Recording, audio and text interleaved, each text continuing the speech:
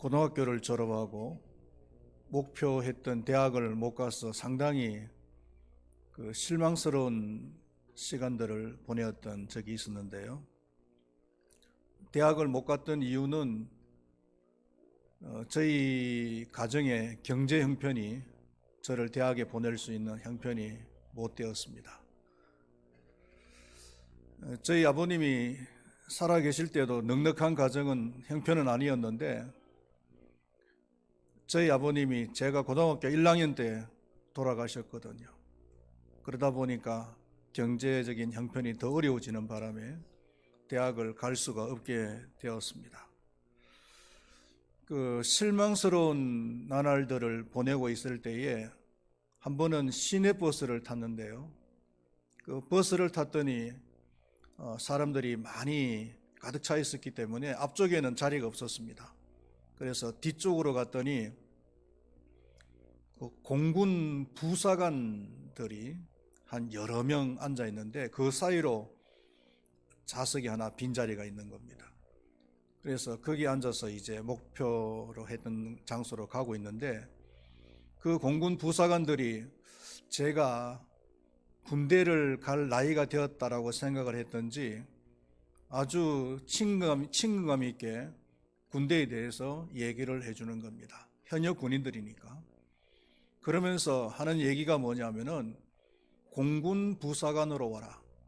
공군 부사관으로 오면은 돈을 벌면서 야간 대학을 할 수 있다 라는 얘기를 하는 거예요. 대학을 못 가서 굉장히 실망스러운 나날을 보내고 있던 저한테는 그 말이 정말 빛과 같은 그런 소식이었어요. 그래서 그 다음날 당장 병무청으로 갔습니다. 그래서 공군에 입대 신청을 했습니다. 그리고 공군 군 복무를 하면서 야간 신학대학을 다니고 그리고 졸업 이후에 총신신학대학원을 다니고 목사가 되었습니다.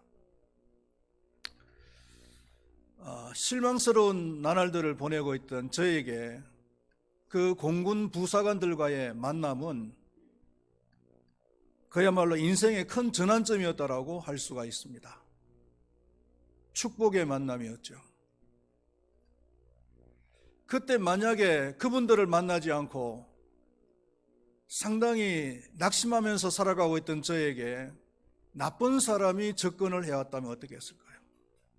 예를 들어서 조폭 같은 사람들이 접근을 해서 자기들에게 오면은 대학을 시켜주겠다 이렇게 접근을 해왔다면 어떻게 했을까요? 제 인생이 어떻게 됐겠습니까? 러시아의 대문호인 톨스토이는 사람이 성공하려면 세 가지를 잘 만나야 된다고 했습니다. 하나는 때입니다. 때를 잘 만나야 되고, 두 번째로는 일을 잘 만나야 된다 그랬습니다. 그리고 세 번째가 사람을 잘 만나야 된다라고 얘기를 했습니다. 독일의 의사이면서 유명한 작가인 한스 카로스라고 하는 사람이 있는데 이 사람은 인생은 만남이고 만남은 곧 축복이다 이렇게 얘기를 했습니다. 인생은 많은 만남의 연속이죠. 그러나 대부분의 만남은 스쳐가는 만남에 불과합니다. 내 인생에 많은 중요한 영향력을 미치는 만남은 별로 없다는 것이죠. 그 많은 만남 가운데서 내 인생을 변화시키고 나를 축복되게 하는 만남은 어떤 만남이 있을까요? 인생의 가장 근원적이고 우선적인 문제를 해결해 줄 수 있는 사람을 만나는 것이 중요하다고 생각을 합니다. 이 만남에 대해서 잠깐 얘기를 나누면요, 사람들은 돈을 중요하게 생각하고 건강을 중요하게 생각을 합니다. 현대에 들어와서 사람들은 이 돈과 그리고 건강의 문제를 더 중요하게 생각을 하게 되었습니다. 그래서 국가 지도자도 우리의 이 경제 문제와 건강의 문제를 해결해 줄 수 있는 그런 사람이라면은 기꺼이 국가 지도자로 뽑겠다, 이런 생각을 가지고 있죠. 돈이 없으면은 불편한 것도 사실입니다. 중요하죠. 또 건강도 있어야 행복하게 살아갈 수가 있습니다. 100세를 살면 뭐합니까? 건강하게 살아야 100세도 의미가 있는 것이죠. 그러나 분명한 것은 뭐냐면은 이 돈이나 건강이라는 것도 사람이 죽으면은 아무런 소용이 없다는 겁니다. 사람이 죽어버렸는데 돈이 뭐가 필요 있고 건강이 뭐가 필요했겠습니까? 그러니까 이 돈보다도 건강의 문제보다도 더 중요한 문제가 있다면은 이 죽음의 문제다, 이렇게 생각을 할 수가 있는 것이죠. 그런데 인류가 이 죽음의 문제를 해결하기 위해서 부단하게 노력을 해왔죠. 모든 학문들의 초점이 이 죽음의 문제를 어떻게 원인을 찾고 극복을 하느냐, 여기에 초점이 맞춰 있다 해도 과언이 아닌데, 그런데 죽음의 그 원인을 찾지를 못했어요. 만약에 그 죽음의 원인을 찾았더라면 지구상의 모든 장례식장은 필요하지 않을 거예요. 그러나 오늘날도 이 장례식장은 얼마나 많습니까? 그러나 성경은 이 죽음의 원인에 대해서 아주 단순하게 정답을 얘기해 주고 있습니다. 그게 뭐냐면은 죄 때문이다는 겁니다. 죽음은 이 죄 때문이라고, 죄의 삭선 사망이라고 성경이 분명히 얘기를 하고 있습니다. 모든 사람들은 다 죄를 가지고 있잖아요.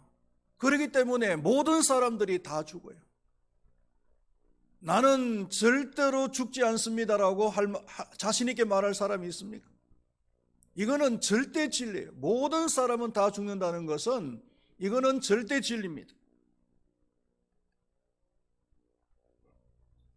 성경은 이 죄의 문제를 해결하지 못하고 죽으면은 죽는 것으로 끝나지 않고 지옥에 간다라고 얘기를 하고 있습니다.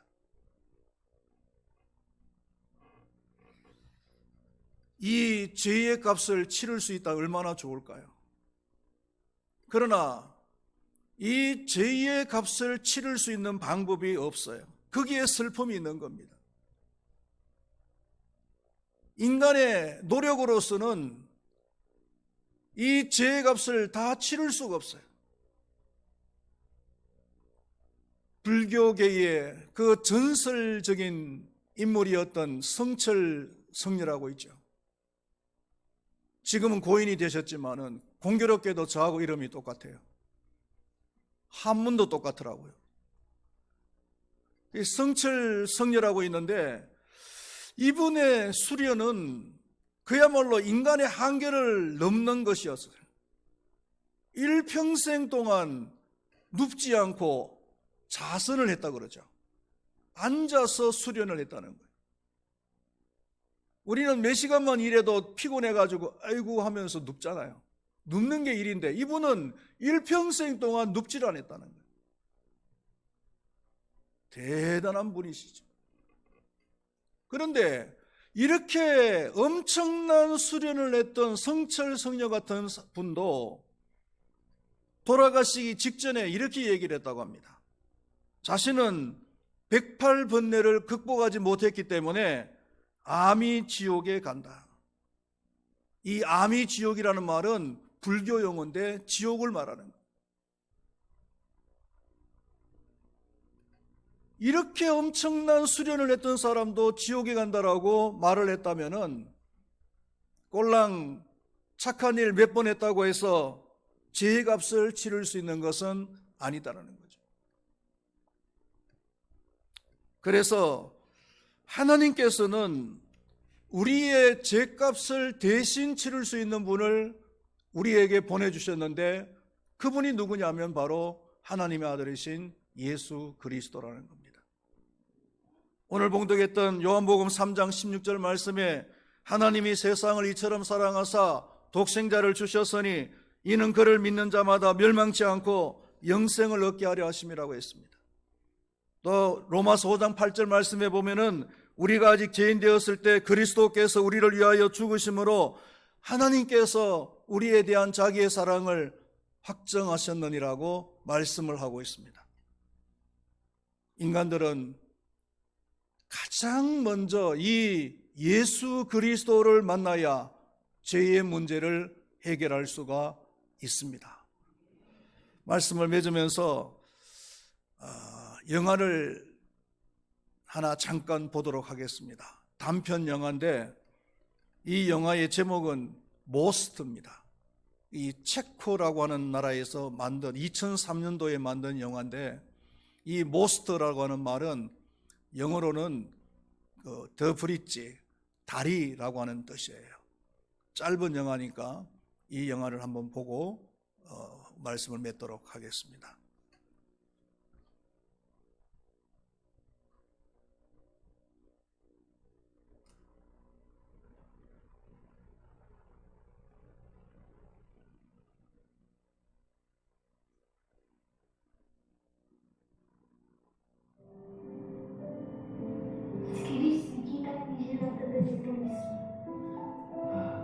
Ti si Allah. A te Dio prodi.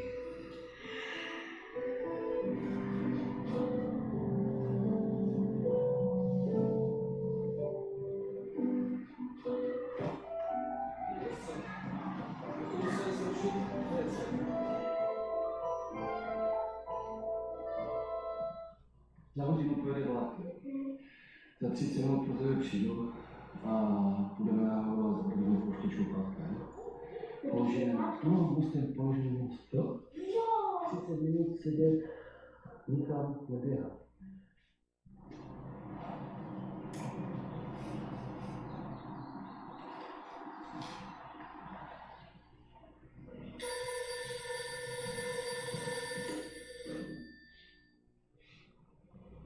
Jo, jasně.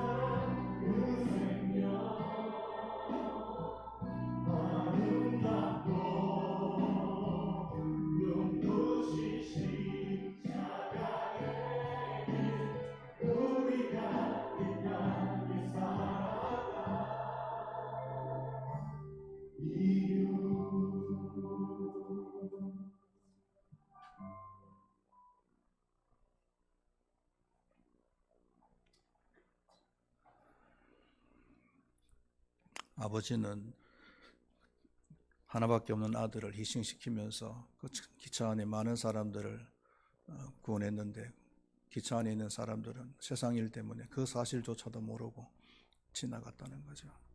오직 한 여인만이 그 사실을 알고 과거의 잘못된 삶을 청산하고 새로운 삶을 살게 된다는 그런 내용인데, 오늘 이 자리에 오신 여러분들 가운데서 꼭 예수님을 만나시고 돌아가시면 좋겠습니다. 이후에라도 꼭 예수님을 만날 수 있는 그런 기회를 만들면 좋겠습니다.